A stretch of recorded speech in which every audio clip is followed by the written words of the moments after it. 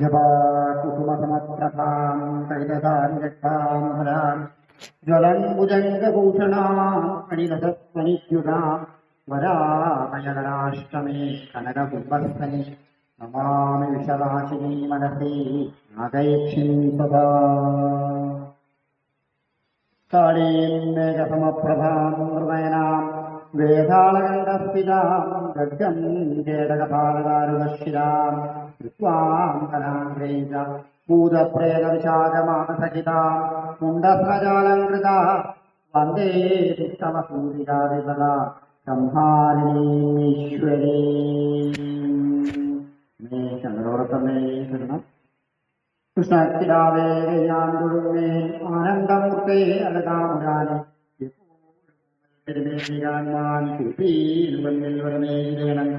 ജഗന്നിവാസാകുർണാമുരാരെ മുകുന്ദഭക്തപ്രിയ വാസുദേവ വരുന്ന ദോഷങ്ങൾ അകന്നു പോവാൻ വസന്തരനെ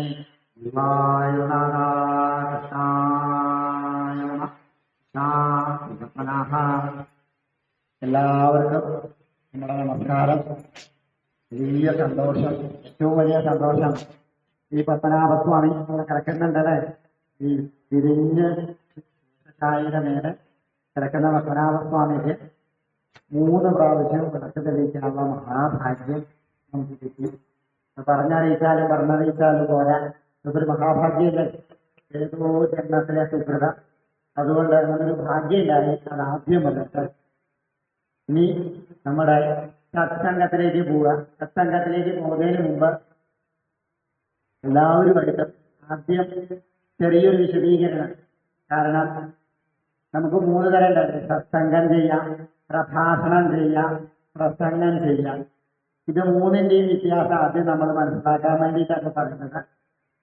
പ്രഭാഷണം, നമ്മളിപ്പോ ഒരു സ്ഥലത്ത് നമ്മൾക്ക് പ്രഭാഷണം ഉണ്ട്. എന്താ പ്രഭാഷണം? ഒരു സ്ഥലത്ത് പോയി അവിടെ ഏത് പ്രഭയെ കാണുന്നു അതേക്കുറിച്ച് ഭാഷിക്കുക. അപ്പൊ നമ്മള് ഒരു സ്ഥലത്ത് പോകണം. ഇപ്പൊ മഹാവിഷ്ണു ക്ഷേത്രത്തിലാച്ചാൽ അവിടെ പോയി ആ ഭഗവാനെ കണ്ടു. ഭഗവാനെ കുറിച്ച് 1000 നാവുള്ള അനന്തന് പോലും സാധ്യമല്ല, എങ്കിലും അവിടെ പോയി ആ ഭഗവാന്റെ പ്രഭയെ കുറിച്ച് നമ്മൾ ഭാഷിക്കുമ്പോ അത് പ്രഭാഷണം. പ്രസംഗം, ഈ പ്രഭാഷണത്തിന് പ്രത്യേകിച്ച് ഒരു ആചാര്യൻ, പ്രഭാഷണത്തിന് ആചാര്യനാണ്. ആരാണോ ആ പ്രഭയെ കുറിച്ച് ഭാഷിക്കുന്നത് അദ്ദേഹം ആചാര്യനാണ്. രണ്ടാമത്തത് പ്രസംഗം. പ്രസംഗം എന്താ? ആദ്യം നമുക്കൊരു വിഷയം തരികയാണ്. അപ്പൊ നേരത്തെ കുറിച്ചൊരു വിഷയം തന്നു, ആ വിഷയത്തെ കുറിച്ച് പഠിച്ച് അതിനെക്കുറിച്ച് എല്ലാവർക്കും പറഞ്ഞു കൊടുക്കുക. അതിനെക്കുറിച്ച് ആ സംഘത്തിൽ മുഴുവൻ പ്രകാശിപ്പിക്കുക. അതാണ് പ്രസംഗം. മനസ്സിലായില്ലേ? അപ്പൊ പ്രഭാഷണം ചെയ്യുന്ന ഒരു വ്യക്തി ആചാര്യനാണ്, പ്രസംഗം ചെയ്യുന്ന വ്യക്തി ശ്രീമാനാണ്. ശ്രീമാൻ, ശ്രീമതി. പ്രസംഗം ചെയ്യുന്ന വ്യക്തി, പ്രഭാഷണം ചെയ്യുന്ന വ്യക്തി ആചാര്യനാണ്. ഇതിൽ രണ്ടിൽ നിന്ന് വ്യത്യാസമാണ് സത്സംഗം. അപ്പൊ സത്സംഗം എന്ന് വെച്ചാൽ എന്താ?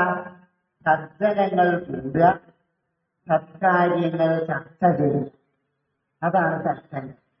അവിടെ ഒരു ആചാര്യനോ ശ്രീമാൻ ശ്രീമതിയോ ഒന്നുമില്ല. നമ്മളെല്ലാവരും ആ പരമാത്മാവിൽ നിന്ന് വന്ന ഒരു ആത്മചൈതന്യമാണ്. അപ്പൊ നമ്മൾ ഈ മുഴുവനും ആ പരമാത്മാവിന്റെ ചൈതന്യം നിറഞ്ഞിരിക്കുന്നു. അപ്പൊ നമ്മളെല്ലാവരും കൂടി ഒരു സംഘമായി ചേർന്ന് സത്കാര്യങ്ങളെ കുറിച്ച് ചർച്ച ചെയ്യുക. ഇതാണ് സത്സംഗം. അപ്പൊ ഇവിടെ ഒരാൾക്കും ഇല്ലാതെ കേമത്വം. ഇവിടെ കേമത്വം ഒരാളെ ഉള്ളൂ, സാക്ഷാൽ ഭഗവാൻ. അല്ലെ? ആ ഭഗവാനെ കുറിച്ച് ചർച്ച ചെയ്യുന്ന നമ്മളെല്ലാവരും കൂടി ചർച്ച ചെയ്യാം. അതാണ് സത്സംഗം. പ്രഭാഷണം നമുക്ക് കേട്ടിരിക്കാനേ പറ്റൂലേ? പ്രസംഗം നമുക്ക് കേട്ടിരിക്കാനേ പറ്റുള്ളൂ. സത്സംഗം അങ്ങനെയല്ല. സത്സംഗത്തിൽ നമ്മളെ തിരിച്ചറിയണം. കാരണം ഇതിൽ ഓരോരുത്തർക്കും അറിവുണ്ട്. അല്ലേ? ആർക്കും അറിവില്ലാത്തത്? ആരിലാണോ ഈശ്വരൻ ഇല്ലാത്തത് അവർക്ക് അറിവില്ല. അപ്പൊ നമ്മൾ ഈശ്വരൻ ഇല്ലാതെ ഈശ്വരൻ ഇല്ലാത്ത ഒരു കാലമേ നമ്മളിൽ വരുള്ളൂ.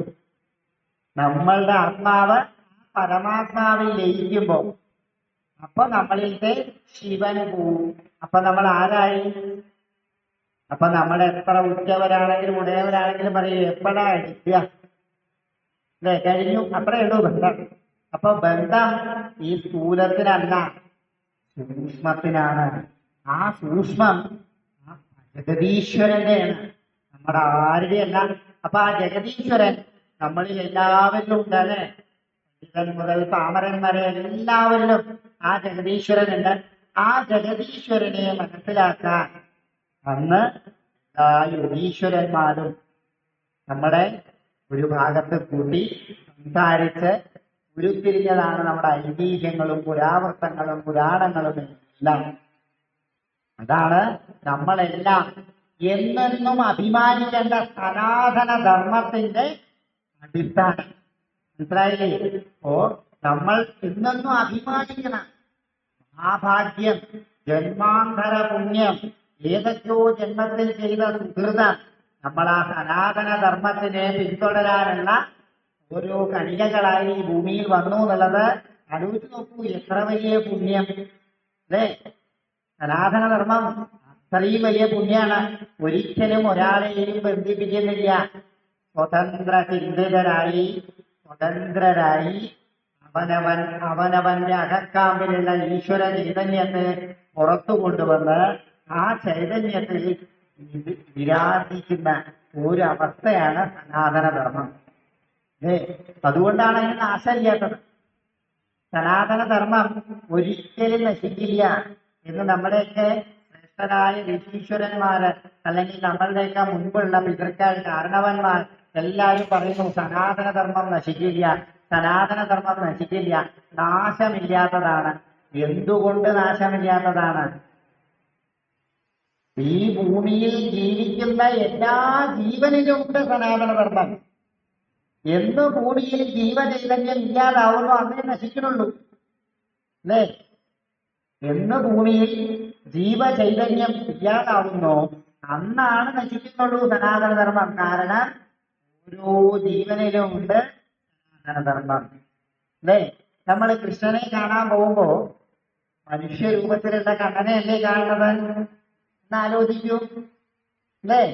നമ്മളെ പോലെ കയ്യും കാലും മുഖവും ഒക്കെ ഉള്ള കണ്ണൻ, അല്ലേ?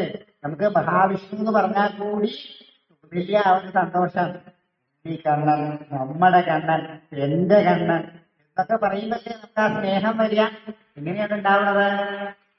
മനുഷ്യനായിട്ട് നിങ്ങൾ മനുഷ്യനാണ്, നിങ്ങളിൽ ഒരാളായി കണ്ണനെ കാണുന്നത് കൊണ്ടാണ്, അല്ലേ? ശിവൻ, വിഷ്ണു, കൃഷ്ണൻ, രാമൻ, അങ്ങനെ ഓരോരോ മൂർത്തി മനുഷ്യരൂപത്തിലല്ലേ നിങ്ങൾ വെച്ച് ആരാധിക്കുന്നത്. അപ്പൊ ഇവിടെ നമ്മള് ചെരുപ്പിക്കാവില് കാണുന്നുണ്ടല്ലേ? ചെരുപ്പിയമ്മയെ കാണാൻ പോകും, ചെരുപ്പി മുത്തി എന്നാണ് പറഞ്ഞ പഴയത്. അപ്പൊ ചെരുപ്പി മുത്തി കാണാൻ പോകുമ്പോ നമുക്ക് എന്തായാലും മുത്തശ്ശിയുടെ വാത്സല്യം, അല്ലേ? ഒരു കുട്ടികൾ, നമ്മുടെയൊക്കെ വീട്ടിൽ കുട്ടികളുണ്ട്, അല്ലേ? നമ്മളെ ആ കുട്ടികൾക്ക് അമ്മയും അച്ഛനേക്കാളും സ്നേഹം ആരോടായിരിക്കും? മുത്തശ്ശിയോടായിരിക്കും. അപ്പോ ആ അമ്മയോട് നമുക്കുള്ള വാത്സല്യം എന്താണ്? പറഞ്ഞറിയിക്കാൻ പറ്റുമോ? തിരിച്ച അമ്മയ്ക്ക് നമ്മളോടുള്ള സ്നേഹം പറഞ്ഞറിയിക്കാൻ പറ്റുമോ? അപ്പോ ആ സ്നേഹം നമ്മളിൽ എങ്ങനെ വന്നു? മനുഷ്യ സ്ത്രീയായി രൂപത്തിൽ ആ അമ്മ അവിടെ കാണുമ്പോ വന്നൂലേ? അങ്ങനെയല്ലേ വന്നത്? അപ്പൊ മനുഷ്യ രൂപത്തിലും ഈശ്വര ചൈതന്യമുണ്ട്. പിന്നെ എങ്ങനെയൊക്കെയുണ്ട്?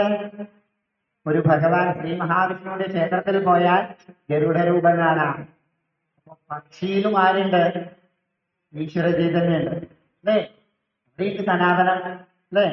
പിന്നെ സർപ്പക്കാവുകളിൽ പോയാൽ സർപ്പരൂപത്തിൽ കാണാം. അപ്പൊ ഉരകങ്ങളായിട്ടും ഉണ്ട് ഈശ്വര ചൈതന്യം, അല്ലേ? അതുപോലെ ആനയായിട്ടുണ്ട്, സിംഹമായിട്ടുണ്ട്, കുതിരയായിട്ടുണ്ട്, ഹനുമാനെന്ന നമ്മുടെ കപികുലമായിട്ടുണ്ട്, അല്ലേ? ഉറുമ്പിന് പോലും ക്ഷേത്രമുണ്ട്, ഉറുമ്പിന് പോലും ആരാധനയുണ്ട്. അപ്പൊ സനാതന ധർമ്മം നശിക്കാത്തതാണെന്ന് പറഞ്ഞാൽ ആശങ്കപ്പെടുന്നതുണ്ടോ? അതിശയുണ്ടോ? ഒരു ബ്രഹ്മം ഒക്കടെ എന്ന് പറഞ്ഞിട്ടുള്ള ഒരു സംഗീതത്തില് ഒരു കച്ചേരിയിലൊക്കെ പാടും. ബ്രഹ്മം ഒക്കടെ, ബ്രഹ്മം എല്ലായിടത്തും, അല്ലേ? ജന്തു കുലങ്ങളുടെ ഉള്ളിലുണ്ട് ബ്രഹ്മം. കാണുന്ന സംസാരത്തിൽ മുഴുവനുണ്ട് ബ്രഹ്മം എന്ന ഒരു കച്ചേരിയിലൂടെ അല്ലെങ്കിൽ ഒരു രംഗത്തിലൂടെ നമ്മൾ എത്തിക്കുകയാണ്. അല്ലേ? ചിന്തിച്ചു നോക്കുക. അപ്പൊ അങ്ങനെ എല്ലാ ദിക്കിലും പൂർണ്ണമായി നിറഞ്ഞു നിൽക്കുകയാണ് സനാതന ധർമ്മം. അത് ആരാലും നശിപ്പിക്കാൻ പറ്റില്ല, ഒരു കാലത്തും നശിക്കില്ല. ആരും ഞാൻ സനാതന ധർമ്മിയല്ല എന്ന് പറയുന്നവർ വെറും ഒരു മുഖമൂടി ധരിക്കുകയാണ്. അല്ലേ? സൂര്യന്റെ പ്രകാശം എങ്ങനെ വീഴുന്നില്ല എന്ന അറയിലിരുന്ന് സ്വയം സാധിക്കുന്നത് പോലെയാണ് അതൊക്കെ. മനസ്സിലായില്ലേ? അപ്പൊ അതുകൊണ്ടാണ് സനാതന ധർമ്മം നശിക്കാറ്. ആ ധർമ്മത്തിൽ നിന്ന് എന്ത് മനസ്സിലാക്കാം? ഈ ഭൂമുഖത്തിൽ കാണുന്ന ഏറ്റവും വലിയ ജീവിയായ ആന മുതൽ, നമ്മൾ കാണുന്നത് ആന അല്ലേ, ആന മുതൽ ഏറ്റവും ചെറിയ ജീവിയായ ഉറുമ്പ് വരെ ഈശ്വരന്റെ സാക്ഷാത്കാരങ്ങളാണ്. അവരിലെല്ലാവരിലും ദൈവചൈതന്യങ്ങളുണ്ട്. അപ്പോ എല്ലാ അറിവും ഈശ്വരനെ സ്മരിച്ച് ആ ഈശ്വരനെ ആത്മാവിൽ കൊണ്ടുവന്ന സ്ഥൂലശക്തിയെ മറന്ന് സൂക്ഷ്മശക്തിയോടുകൂടി ഈശ്വരനെ മനസ്സിലാക്കാൻ കഴിയുന്ന നമ്മളിൽ ഓരോരുത്തരിലും ഈ ഈശ്വര ചൈതന്യം, അതിനൊരു തെളിവും കൂടി ഉണ്ടല്ലോ. നമ്മളിൽ എല്ലാം ഈശ്വര ചൈതന്യം ഉണ്ട് എന്നുള്ളതിന് ഏറ്റവും വലിയൊരു തെളിവുണ്ട്. എന്താ അറിയൂ? ഗുരുവായൂരപ്പനെ കാണാൻ പോകണ്ടല്ലേ? നമ്മളിൽ എല്ലാവരും ഗുരുവായൂരപ്പനെ കാണാൻ പോകണ്ടേ?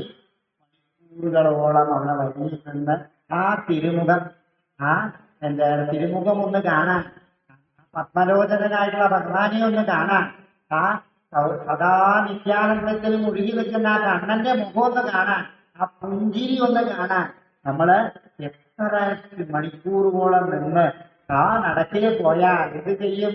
എന്റെ കൃഷ്ണ അല്ലേ? ഒരാലോചിച്ച് നോക്കൂ. നമ്മളൊക്കെ വിചാരിക്കും കണ്ണനെ കണ്ട് അത് പറയണം, കണ്ണനെ കണ്ട് ഇത് പറയണം, കണ്ണനോടത് പറയണം, കടങ്ങൾ കണ്ണനോട് പറയണം, അങ്ങനെ എന്തൊക്കെയോ പറയും. കണ്ണന്റെ അലങ്കാരം കാണണം, കണ്ണന്റെ ആ യക്ഷാദിപാദം കാണണം. നമ്മുടെ പല പല ആഗ്രഹങ്ങളോട് കൂടി നമ്മൾ ആ കണ്ണന്റെ തിരുനടയിൽ എത്തുമ്പോ നമ്മൾ എന്ത് പറയും? എന്റെ കണ്ണാന്ന് പറഞ്ഞാൽ ആ ഒരു നൊടി നേരം നമ്മൾ കണ്ണടഞ്ഞു പോവോ? എന്തുകൊണ്ടാണെന്ന് അറിയോ? എന്തുകൊണ്ടാണ്? കണ്ണൻ എവിടെയാണ്? നമ്മുടെ ഹൃദയകമലത്തിലാണ് കണ്ണനുള്ളത്. അല്ലേ?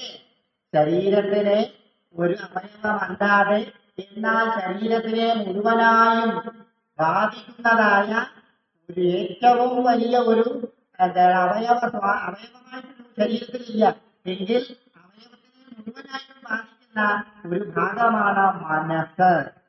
അല്ലേ? ആ മനസ്സിൽ ആരുണ്ട്? സാക്ഷാൽ വൈകുണ്ഠവാസനുണ്ട്, കണ്ണനുണ്ട്. അല്ലേ? ആ ഉണ്ണി ഗോപാലനുണ്ട്. അപ്പൊ ആ ഉണ്ണി ഗോപാലൻ ആ വിഗ്രഹം, തന്റെ വിഗ്രഹം കാണുമ്പോ ഇവിടത്തെ വിഗ്രഹത്തിലേക്ക് പോകുന്നു. കൂടെ ആര് പോയി? നമ്മുടെ ആത്മാവ് പോയി. അല്ലേ?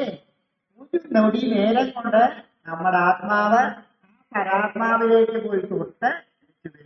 അതുകൊണ്ടാണ് നിങ്ങൾ എല്ലാവരും ഒന്ന് ആലോചിക്കുക. ഗുരുവായൂർ പോയി തൊഴുതതിന് ശേഷം ആ ഗുരുവായൂരിൽ എന്താ കണ്ടതെന്ന് ആലോചിച്ചാൽ നിങ്ങൾക്ക് കൃത്യമായി ഓർമ്മിക്കാൻ സാധിക്കും. ആ ശ്രീലകത്ത് എന്താ കണ്ട്, അല്ലെങ്കിൽ എന്താണ് ആ ശ്രീലകത്ത് നമ്മൾ ശ്രദ്ധിച്ച് ആർക്കെങ്കിലും ഒരാൾക്ക് കൃത്യമായി നോക്കാൻ പറ്റും. കാരണം എന്താ? നമ്മുടെ ആത്മാവ് ആ പരാത്മാവിൽ ലയിച്ചു എന്നിട്ട് തിരിച്ചു വന്നു. അല്ലേ? അതിനെയാണ് പറയുന്നത് സായുജ്യം. ആ ദർശനത്തിൽ നമ്മൾക്ക് സായുജ്യം കിട്ടി. അപ്പൊ അങ്ങനെ ആ ശക്തി ചൈതന്യം നമ്മളുടെ ഓരോരുത്തരുടെ ഉള്ളിലുണ്ട്. ആ നമ്മൾക്ക് എല്ലാ അറിവുകളും ഉണ്ട്. ഈ അറിവുകൾ നമ്മൾ ഉപയോഗിക്കുന്നില്ല. മനസ്സിലായില്ലേ? ഈ അറിവുകൾ നമ്മൾ ഉപയോഗിക്കും.